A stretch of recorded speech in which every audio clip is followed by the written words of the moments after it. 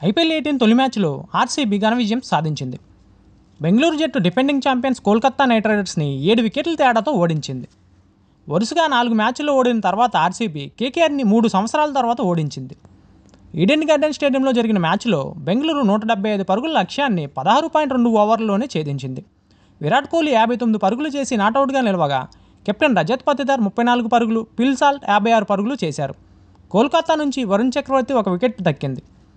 Toss ఓడిపోయి ముందుగా batting చేసిన కోల్కతా 8 వికెట్లు కోల్పోయి 174 పరుగులు చేసింది. కెప్టెన్ అజింక్య రహానే 56 పరుగులు చేసి అర్ధశతకం బాదారు. సునీల్ నరైన్ 44 పరుగులు, యాంగ్రీస్ రఘువంశీ 30 పరుగులు అందించారు. బెంగళూరు బౌలర్లలో కునాల్ పాండ్యాకి 3 వికెట్లు, జోస్ హ్యాజల్వుడ్ 2 వికెట్లు, యష్ దయాల్, రసిక్ సలాం, శ్రేయాస్ శర్మ తలా వికెట్ పడగొట్టారు.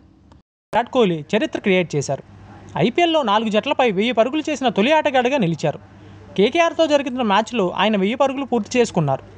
గతంలో సిఎస్కే, డీసీ, పంజాబ్ కింగ్స్పై కోహ్లీ 1000 పరుగులు సాధించారు. కాగా డేవిడ్ వార్నర్ కేకేఆర్, పంజాబ్ కింగ్స్పై, రోహిత్ శర్మ కేకేఆర్, డీసీపై, శిఖర్ ధవన్ సిఎస్కేపై మాత్రమే ఇతర జట్లపై 1000 పరుగులు నమోదు చేశారు. Please like, share and subscribe to my channel friends.